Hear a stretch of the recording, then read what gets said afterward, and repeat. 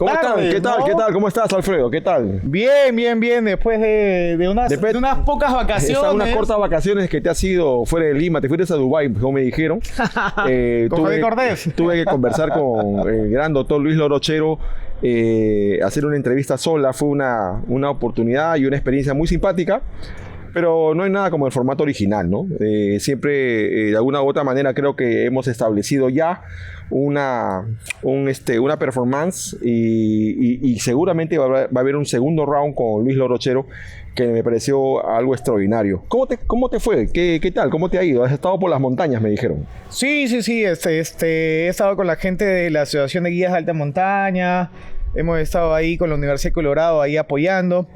Y justo, mira cómo es el destino que viendo tu entrevista con Luis Lorochero, ahora hace el día de ayer, ¿no? Sí, claro. El día de ayer tuvimos lamentablemente un incidente con víctimas múltiples. Exacto. ¿No?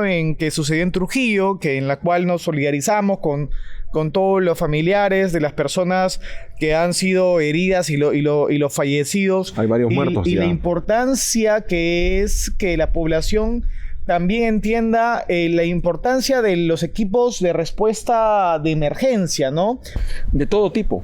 Así de es. los que puedan estar de repente al momento en la respuesta inmediata del sistema medio que pueda llegar.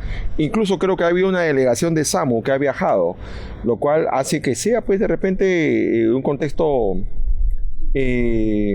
extraordinario, ¿no? O sea, una respuesta que los sistemas necesitan generar para la ayuda de nuestro prójimo, de nuestros compatriotas que de alguna u otra manera están pasando muy mal, ¿no? Así es, y es importante saber que las emergencias no avisan, que ese tipo de emergencias suceden en cualquier momento imprevisto y que los sistemas de emergencia siempre tienen que estar en un continuo entrenamiento para ver que esto de acá, cuando realmente suceda, tienen que tener el tiempo de reacción lo más primordial posible. Exacto. Estamos hablando de las primeras 24 horas que va a generar de repente sistemas hacia la ayuda.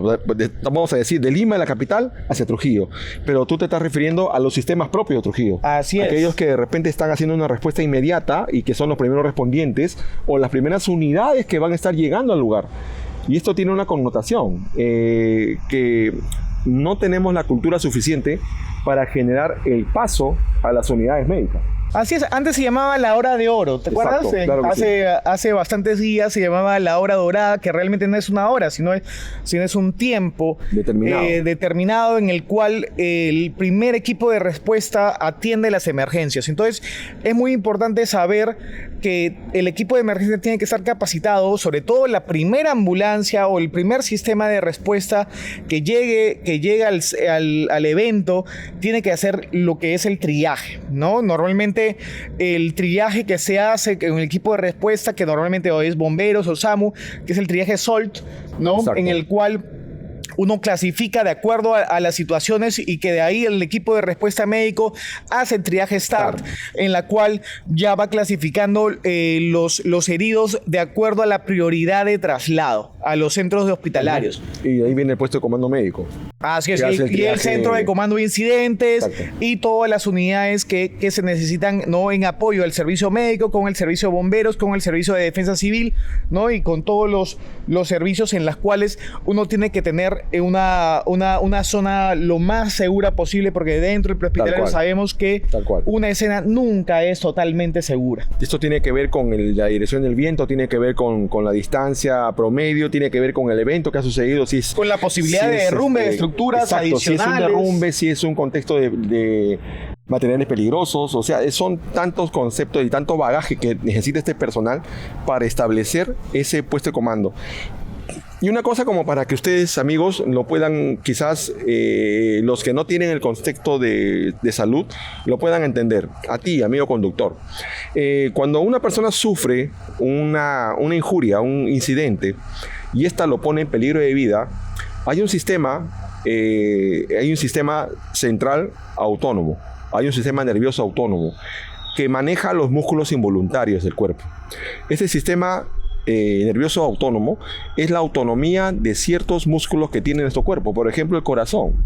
Si tú tienes una decepción amorosa, tú no vas a decir, corazón, detente, no quiero vivir. No se va a detener. El corazón va a seguir bombeando porque es autónomo, tiene una autonomía. Este sistema autónomo tiene dos subsistemas, que es el sistema adrenérgico, el sistema simpático y el sistema parasimpático. El sistema adrenérgico simpático es aquel que genera una acción o una reacción ante un estímulo. Simpático, parasimpático. Ok, un sistema adrenérgico que responde a un estímulo. Y en este caso, si tú tienes cualquier situación, ya sea un derrumbe, un atropello, una caída, lo que sea que ponga en riesgo tu vida, va a activarse inicialmente el sistema adrenérgico con una catecolamina que es la adrenalina. Y esta tiene un tiempo de acción. Más o menos se estandariza que puede ser, de acuerdo, una cosa es la literatura y otra cosa es la medicina basada en evidencias, pero se calcula un aproximado de 10 minutos. En 10 minutos un sistema va a dejar de pasar para que entre el otro sistema, que es el parasimpático, y ese es el sistema que te laxa. Uno te activa, uno pone el corazón a modo taquicárdico y el otro te pone a un modo más láxico y el corazón va a empezar a detenerse un poco más. Es un contexto de equilibrio. ¿Dónde te gustaría llegar a ti? ¿En qué momento te gustaría llegar? Cuando el sistema adrenérgico esté activo, porque todo se dispara. Estás taquicárdico, estás hiperventilando, estás activo, estás dinámico, estás despierto, estás consciente. Y es ahí donde la idea es llegar para poder generar mínimamente una primera evaluación. Y de acuerdo al experticio del primer respondiente, pues sabrá muy bien cómo manejar el contexto. O quieres llegar cuando ya esté laxado. O quieres llegar cuando ya la bomba está latiendo de manera muy lenta, cuando el sistema respiratorio está colapsado. ¿Quieres llegar cuando el paciente está deprimido o cuando está activo? Eso significa tiempos. Por ese concepto a nivel universal, si tenemos solamente 10 minutos en ese detalle de respuesta, una unidad médica debe llegar en 5. Debe llegar en 5. Y esto se tiene que determinar incluso en las escuelas, para que cuando tú crezcas y seas el conductor de una unidad y sientas una ambulancia que está ululando su circulina y su sirena para pasar, le des un paso. Justamente porque esa persona necesita llegar en el tiempo determinado para poder hacer una respuesta a una emergencia, Alfredo. Así es, y esa persona puede ser tu papá, tu hermano, el mejor amigo, el esposo de alguien. Tu ex. Entonces es muy importante que uno deje pasar y que la población también se involucre cuando una ambulancia está con la circulina y está con una bocina sabiendo que hay una vida en peligro.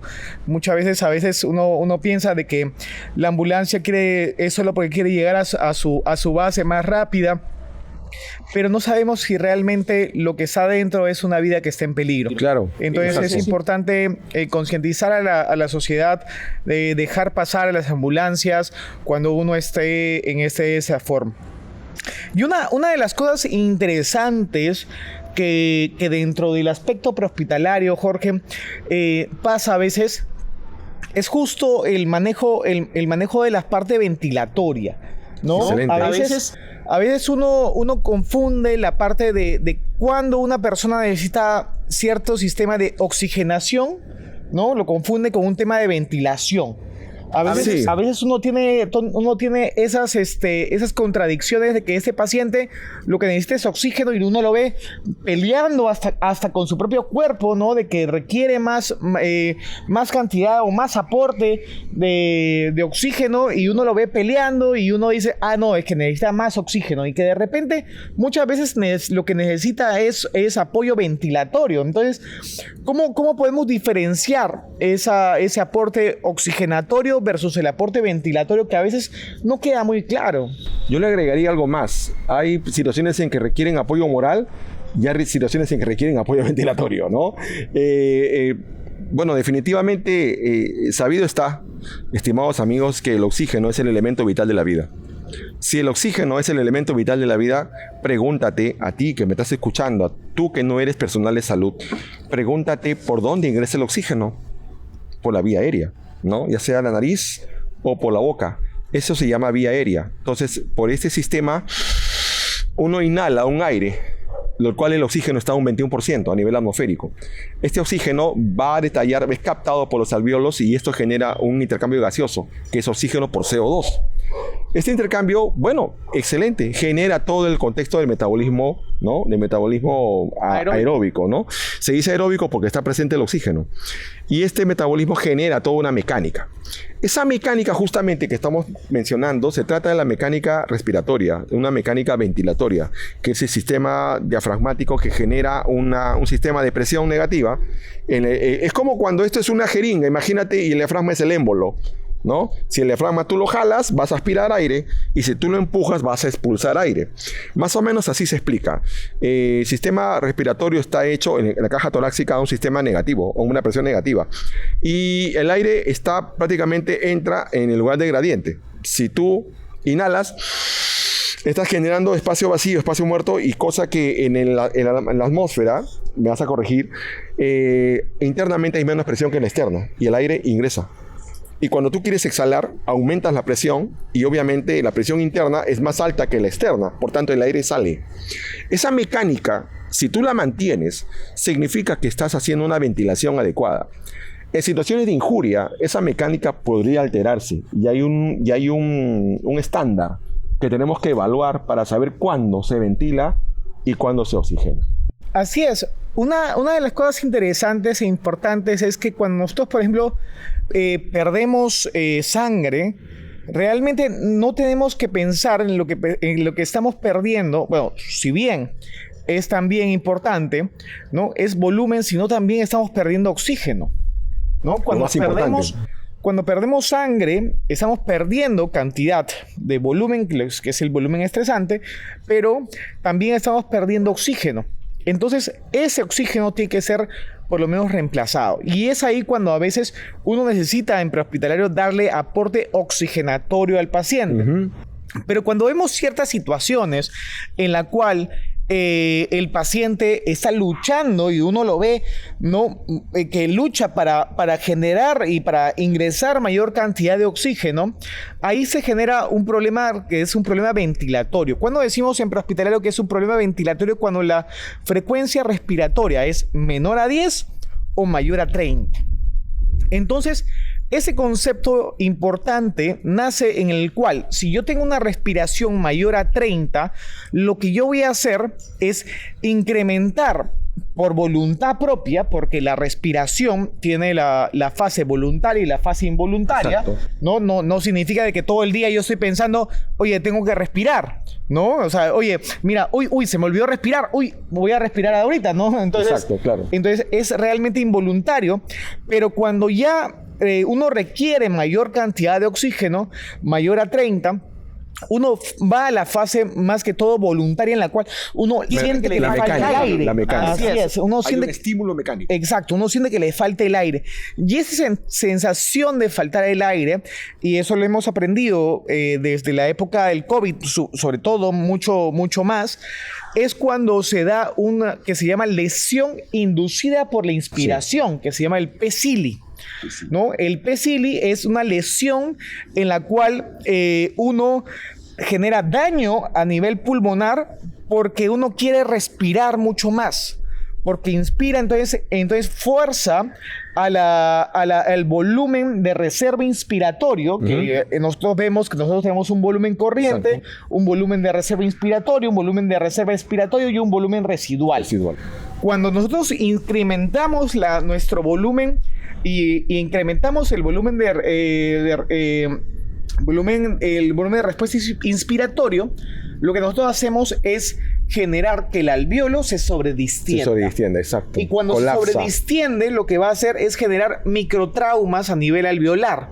Al generar esos microtraumas a nivel alveolar, lo que va a hacer es no generar mayor cantidad de oxígeno que ingrese, sino que va a hacer que esos alvéolos, ¿no?, empiecen a generar microhemorragias e inflamación. Se inflaman. Así se es. llenan. Entonces, empiezas a generar algo que se llama distrés respiratorio. ¿De qué se llena el alvéolo? Entonces, el alvéolo se genera, cuando uno sobredistiende el alvéolo, primero se genera un sobreestiramiento que puede generar que esos capilares que perfunden, o sea, que irrigan el mismo pulmón, puedan romperse e ingresar al alvéolo. Increíble. Y además, que por aumento de los factores inflamatorios como mecanismo de respuesta en el cuerpo que quiere solucionar, porque estás distendiéndole al alvéolo, estás rompiéndole al alvéolo, quiere solucionar y quiere parchar, generas mecanismos inflamatorios. El generar mecanismos inflamatorios significa que ese alvéolo está predispuesto a que ese alvéolo sea inutilizado. ¿Y esa lesión es intrínseca o extrínseca a nivel del ATP?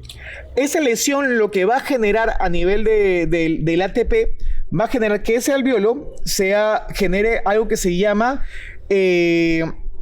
alteración a nivel de la perfusión, ¿no? Exacto. Al generar alteración a nivel de perfusión, ¿qué significa? Que ese alvéolo es un alvéolo que está mal ventilado, porque no puede estar ventilado, pero bien perfundido. O sea, hace que ese alvéolo se vuelva algo que se llama espacio muerto. Espacio muerto. Entonces, incrementas el espacio muerto alveolar.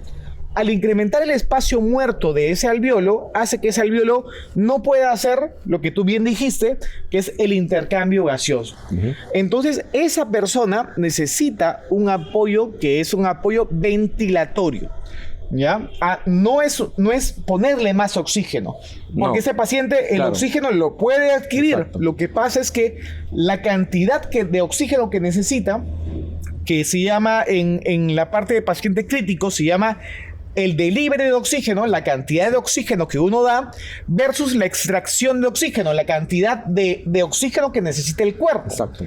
Cuando la extracción de oxígeno supera a veces al delivery de oxígeno, es cuando ese paciente necesita un apoyo ventilatorio. Y existe algo muy interesante o sea, exige más motos para que llegue el producto a la casa. Así es, necesita un tercer pulmón. Exacto. Es como necesitar un tercer pulmón. Claro. Y existe un dispositivo que nosotros a veces lo tenemos en prehospitalario, pero que a veces nadie lo toma en cuenta, ¿no? No se toma mucho en cuenta. No tomas en cuenta la gravedad que puede generar ese dispositivo. Que es, por ejemplo, acá nosotros tenemos la bolsa válvula máscara, que popularmente a veces se le llama AMBU. AMBU es la marca, ¿no? Que dicho sea de paso, dicho sea de paso, esta es marca AMBU. Exacto. ¿No? Pero es una bolsa, la válvula y la máscara, ¿no? Entonces, este dispositivo es un ventilador mecánico. Tal cual. Tú eres el motor. ¿Por qué? Porque ese dispositivo, tú le das el volumen tidal, ¿no? Determinado. Así es. Tú le das la frecuencia respiratoria.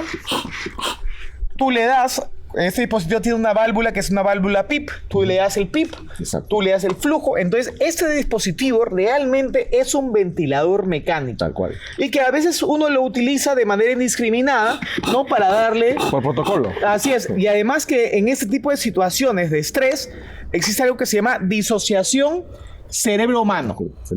¿Qué significa eso, disociación cerebro-humano? De que a veces uno está 1001, 1002, 1003, 1004, 1005, ventilo, ¿no? Entonces uno está pensando en muchas cosas y a veces por el estrés uno está ventilando igual que el paciente. Por el estrés. Por el estrés. Tú mismo lo has dicho, porque eso es algo que yo siempre menciono a los chicos, a los alumnos, que el estrés hace su trabajo. Siempre en el aula tú dices 1001, 1002...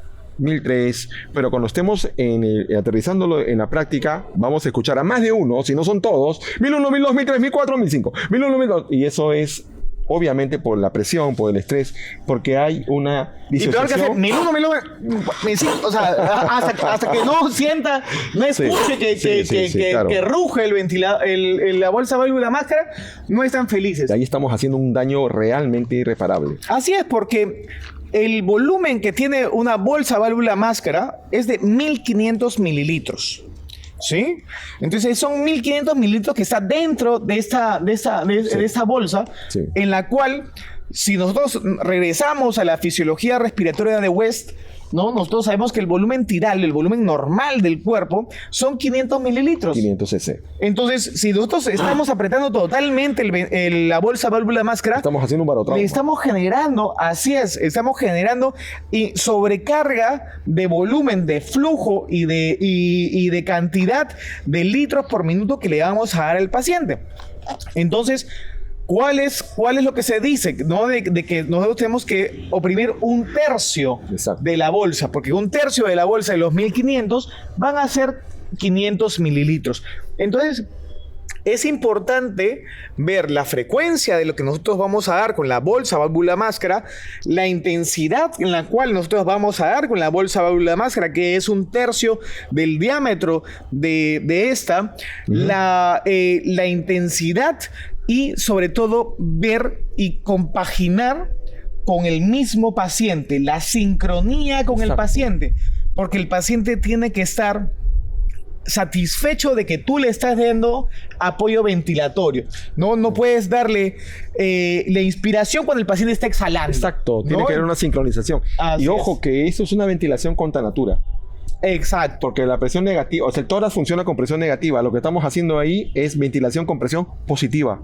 Y por eso necesitamos encajar exactamente cuando el paciente inhala, ¿no? Y eso es darle el apoyo, justamente, ¿no? No vas a darle el apoyo cuando a ti te da la gana y cuando estás yendo contra la voluntad respiratoria del paciente. Eso sería contraproducente.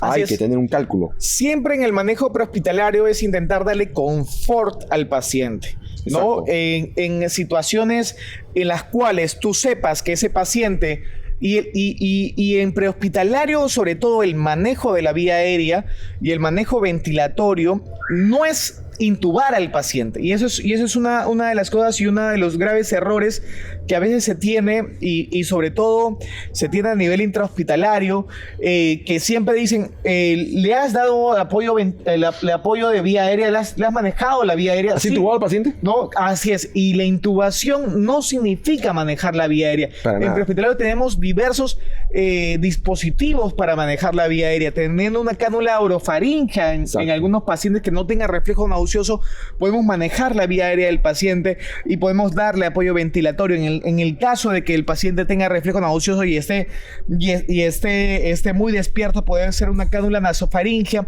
o en el caso de que uno esté capacitado para algunas cosas, puede darle algunos fármacos para disminuir el nivel del sensorio del paciente para poder darle ese apoyo ventilatorio.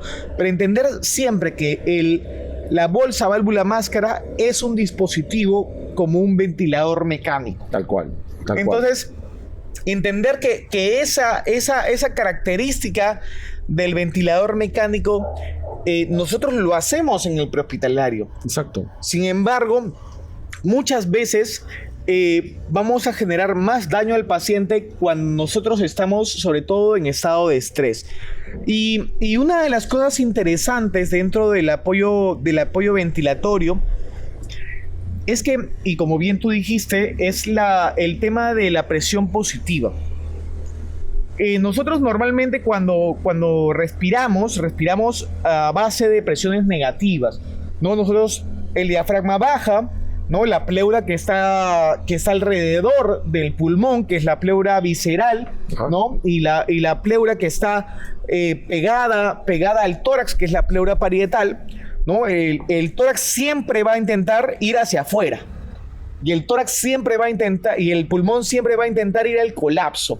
¿No? Por eso a veces los pacientes, sobre todo los pacientes que cocinan con leña y todo eso, tienen tórax en tonel, porque pierden el colágeno, las fibras que soportan al pulmón, y el tórax va hacia adelante. Nuestros abuelitos que trabajan, que han vivido en provincias y que tienen pues su olla de barrito, su cocina a leña, ¿no? Es probablemente que tengan un problema pulmonar, ¿no? Un enfisema o un problema de fibrosis. Así es. Entonces, eso de ahí, entender de que cuando nosotros respiramos, como la pleura jala, entonces genera presión negativa, y por gradiente de presión vamos a ir calculando cuánto es la cantidad de oxígeno que llega. Una de las cosas que es interesante saber es que la cantidad de oxígeno acá en la costa, en la sierra, ¿no? En la altura es distinta. Hay presiones distintas. ¿Por qué? Porque la presión que llega al alveolo depende de algo que se llama presión alveolar de oxígeno. Y la presión alveolar de oxígeno depende de algo muy importante, que es la presión barométrica. Exacto. ¿Sí? Presión barométrica. La presión barométrica en nivel de la costa es 760 milímetros de mercurio, o sea, una atmósfera. Yo siempre le digo a mis alumnos, si uno no se sabe cuál es la fórmula de la presión barométrica, tatúensela. Yo tengo tatuada acá la fórmula de la presión barométrica, tengo tatuada un montón de fórmulas acá, ¿no? Entonces tatúensela, ¿no? En la espalda te lo has tatuado también, ¿no? Otro tipo de fórmulas. Entonces, saber cuál es la presión barométrica normal, siempre sabiendo de que la presión barométrica, tanto en la costa como en la sierra, van a ser distintas. Pero el FiO2, o sea, la fracción inspiratoria de oxígeno, va a ser la misma. Siempre. Va a ser 21% de oxígeno. Lo que va a diferenciar es que en la costa, y por ley de Boyle, la concentración de las moléculas de oxígeno van a estar mucho más juntas, ¿no? Porque a mayor presión genera menor cantidad de volumen, es lo que dice la ley de Boyle. Entonces el volumen, la concentración y la forma de las moléculas de oxígeno van a estar mucho más reducida. Por eso para nosotros es mucho más fácil respirar. Pero cuando estamos en la sierra, disminuye la presión barométrica. Entonces, a mayor presión, a menor presión, las moléculas de oxígeno van a estar mucho más dispersas. Por eso nos cuesta mucho más respirar. En ese tipo en los pacientes, sobre todo en la parte ventilatoria, hay que sobre todo ver las causas, ¿no?, de los factores ventilatorios, ¿no? Porque, por ejemplo, una de las cosas importantes cuando nosotros hacemos la evaluación primaria de un paciente en prehospitalario, siempre vemos el VES, ¿no? Ver, escuchar y sentir. ¿Qué cosa vamos a ver, no? Vamos a ver si el tórax tiene una plexación simétrica, una expansión simétrica o asimétrica. Ver si el paciente, ¿no?, tiene una ventilación rápida o una ventilación lenta. ¿No? Claro. Entonces, eso es sobre todo lo que vamos a ver en el VES. Rápido o lenta versus el patrón que tú tienes registrado de cómo debería ser, ¿no? Para evaluar. Y mira lo interesante de eso, ¿no? Si uno no sabe cuál es el patrón normal. Exacto. Estamos evaluando. Así es. Y yo les insisto a los que nos están viendo, si ustedes son casados o viven con su pareja, ¿no? Cuando ahora, después de terminar de ver Camino de la Emergencia, vayan a ver si su pareja está dormida y fíjense cómo respira. Esa es una respiración normal, ¿no? Y digan, pucha madre, sigue respirando, ¿no? Entonces, de esa manera uno se fija realmente cómo está respirando. Exacto. Y cómo es un patrón normal. Ahora, si estamos hablando de ese consejo, fíjate cómo respira cuando empiezan a discutir. No, eso es distinto. Eso, ahí hay que ponerle el BBM. Está más de 30. Todas mis señoras. Lo segundo es el escuchar, ¿no? Exacto. Escuchar, y sobre todo escuchar ápices y bases, ¿no? En prehospitalario no hacemos, ¿no?, las 9 posiciones que se hacen en el intrahospitalario, ¿no? Sino escuchamos ápices y bases. Pasa bien, y intercalado.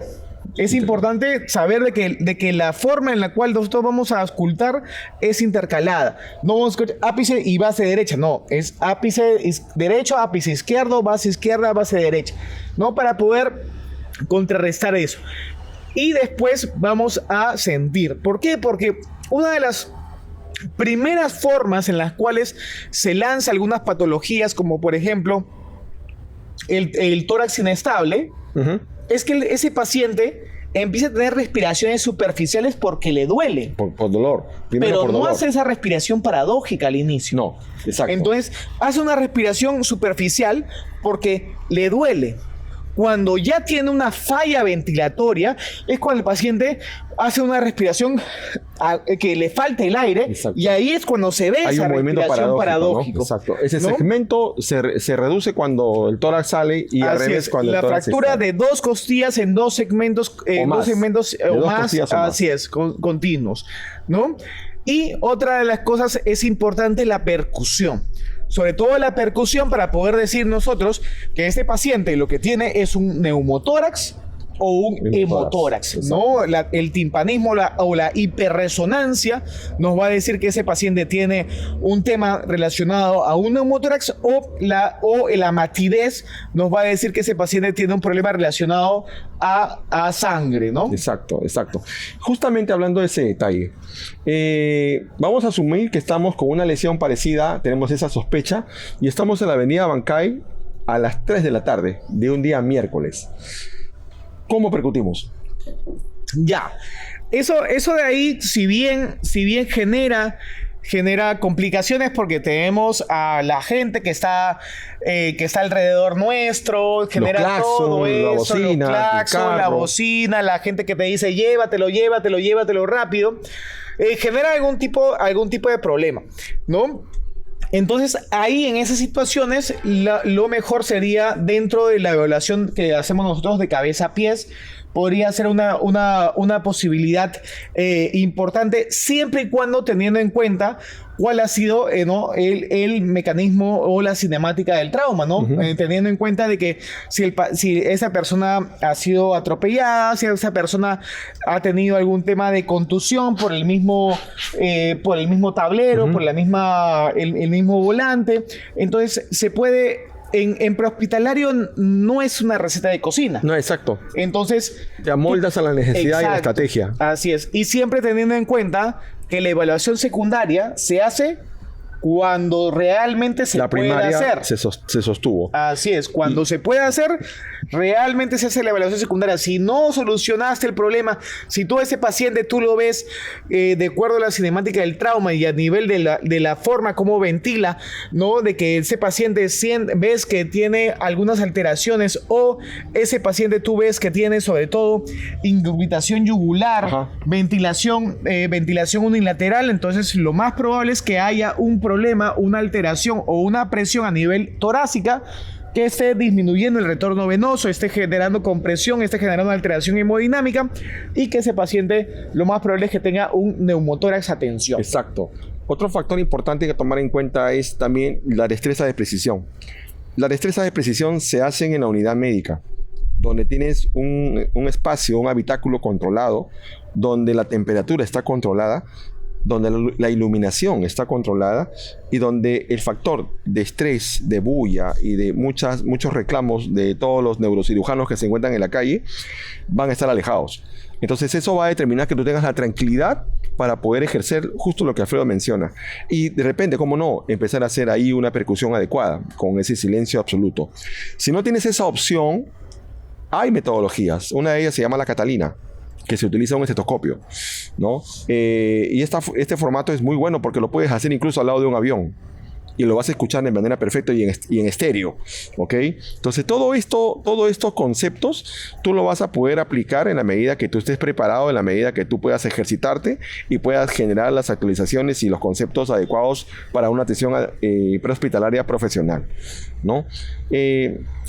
Bueno, ¿qué otro detalle podemos tener cuando tenemos ese concepto? O sea, menos de 10 y más de 30, está claro que es un apoyo ventilatorio. ¿Exacto? Ventilamos al paciente. Si el paciente está ventilando dentro del rango de los 10 y los 30, vamos a decir 16, 18, 20, 24, ¿qué le damos al paciente? Muy bien. De acuerdo a la necesidad del paciente, existen algunos dispositivos que son dispositivos de bajo flujo y dispositivos que se dicen, entre comillas, ¿no?, de acuerdo a nuestro gran amigo Omar Apolagia, que son, entre comillas, dispositivos de alto flujo, ¿no? Exacto, sí, exacto. Entonces, de acuerdo a realmente a la necesidad del paciente y a los requerimientos, ¿qué cosas se ha visto en los estudios de investigación y que la gente siempre piensa que uno tiene que tener una saturación del 100%? No, para nada. ¿No? Primero, entender que el oxígeno es un medicamento. Exacto.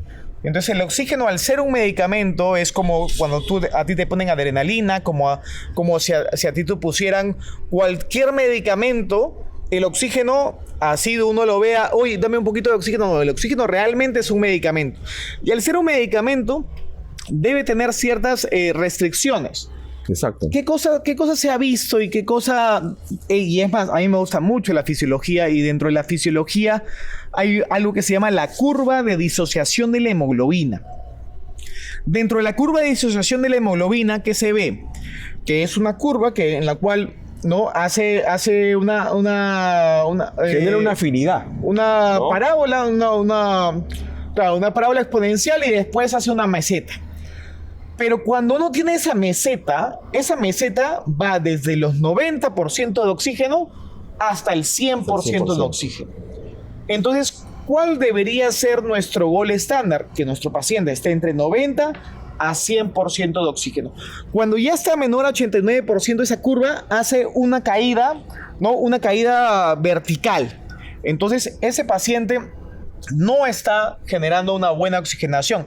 Al no estar generando una buena oxigenación, no hace un buen metabolismo aeróbico, entonces solo hace glicólisis, no hace ciclo de Krebs, fosforilación oxidativa, cadena de transporte de electrones. Entonces el ATP que genera es 2 ATPs, genera ciclo de Cori, ese ciclo de Cori genera ácido láctico, ese ácido láctico va a generar acidosis metabólica, esa acidosis metabólica va a generar alteración de la coagulación, y esa alteración de coagulación va a generar que se genera vasoplegia, y esa vasoplegia va a generar que no haya fricción, entonces no hay incremento de la temperatura, hace hipotermia, y eso de acá es la triada de la muerte, y generar disminución y consumo de calcio, entonces hace el diamante de la muerte. Quedó claro, ¿no?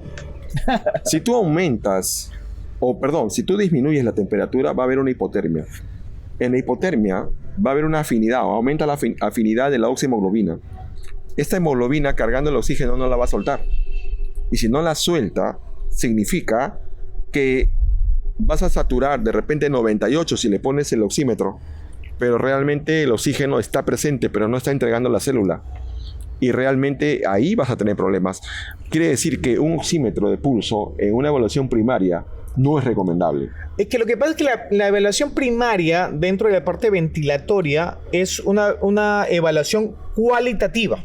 Ventana de perfusión. Así es, que es cualitativa. O sea, ¿qué significa? Ver calidad. Cómo ventila. La velocidad de la ventilación, ¿no? ¿Cómo ventila? Amplificación unilateral, bilateral. Rápido o lento, piel. ¿No? La piel es la parte circulatoria, sobre todo. Claro. ¿No? Entonces, pero si tu respiración está fallida, va a haber cianosis. No, claro, pero esa es la parte circulatoria, ¿no? Porque es la consecuencia, así es la consecuencia de. Entiendo, claro. Entonces, qué bruto, póngale cero. Entonces, no, tranquilo. No, entonces es ver cómo la calidad de las cosas. Cuando yo determino la calidad de las cosas y veo que tiene una ventilación rápida, ¿no? y una ventilación muy superficial, yo sé que ese paciente necesita apoyo ventilatorio. Y voy a darle apoyo ventilatorio. Y cuando ya estoy en la ambulancia, que es la evaluación secundaria, que es un tipo de evaluación cuantitativa. Claro. Recién la evaluación secundaria, así es, ahí va frecuencia respiratoria, frecuencia cardíaca, saturación de oxígeno, siempre teniendo en cuenta de algo muy importante. Y me quito los lentes para parecer algo serio. ¿Me vuelvo a poner los lentes? Que es algo que se llama la característica de la pletismografía. Ya. Yo voy con otra cosa después. Dale. Pero tú no tienes lentes. Ya me quité el gorro. Ya te quitas el pelo, ya también. Sí. Pero... ojo, que la glucosa hoy por hoy es un signo vital. Así es. O sea, el glucotex es parte de la evaluación. Tenga la sospecha que tengas, necesitas barrer con el valor de la glucosa. Necesitas saber, porque esto te puede llevar sorpresas inimaginables. Y al final el paciente puede colapsar sin que tú lo sepas, ¿no? Y también determinar que todo este contexto de ventilación y todo el contexto de la oxigenación y todo el mantenimiento celular siempre está basado y en expectativa hacia la tóxica, ¿no? La neurona, así es. La neurona. Y miren, lo importante y sobre todo creo que cerrando el círculo de todo lo que estamos hablando, es que lo más importante del prehospitalario, y que mucha gente a veces lo toma el prehospitalario como si fuese cargar y llevar, como justo hace poquito estábamos diciendo a nuestros estudiantes, es que nuestro principal factor y nuestro principal objetivo del prehospitalario es mantener a la célula feliz. Tal cual. Tienes que mantenerla feliz como si fuese tu esposa, tu novia, ¿no? Tu enamorada. Tu tóxica. ¿No? ¿Qué cosa haces? Amochito, lo que tú quieras. ¿No? Sí, Amochito, ya tú eliges. Tal cual. Amochito, ¿qué quieres tú comer? Te pone dos condiciones, ¿no? Así es. No me das oxígeno, no me das glucosa, yo me muero. Exacto. Y ese es un problema muy serio. Y fíjense que en el prehospitalario lo que hacemos es atendiendo desde el punto de vista molecular. Exacto. O sea, porque estamos atendiendo la célula, la unidad funcional de un órgano. Entonces, a pesar de que parece y es a veces hasta medio tonto tener un dispositivo así, que uno piensa que, pucha, yo tengo que tener dispositivos invasivos, ponerle tubo endotraqueal, ponerle un catéter venoso central, un Swan Gump, llenarlo de dispositivos invasivos al paciente. Y de monitores. Y de monitores solo teniendo en cuenta de que tenemos que darle oxígeno y glucosa al paciente, a la célula. Estamos haciendo lo mismo mucho por el paciente. Que hace un emergenciólogo, lo mismo que hace un intensivista, pero desde nuestro punto de partida. Nuestro punto de partida siempre va a ser la emergencia. Si tú cargas y llevas, no vas a hacer lo mismo. Vas a empeorar el cuadro y esa célula, de repente esperando que tú veles por ella, va a empezar a deteriorarse y esta va a empezar a generar la tasa de mortalidad. Esa gran tasa de mortalidad que en algún momento se especula que está en crecimiento, y esto es por el primer respondiente, o sea, por la primera atención, ¿no? En el foco. Y es muy importante manejar esto. Y así, este contexto de lo que es ventilación, oxigenación, hemos hablado que una octava parte. Sí, claro, hay muchas formas, hay muchos modelos, pero esto acá creo que es el principio básico de entender que la ventilación es buena y es mala dependiendo de quién lo utilice y cómo lo utilice. Exacto, de cómo lo utilice, ¿no? Y podemos tener todos los juguetes, ¿no? Pero si no te sabes los juegos, no te va a servir de mucho. Así que es importante tener los juguetes, pero también es importante saberse todos los juegos. Así que... Esto fue Camino a la Emergencia. Gracias.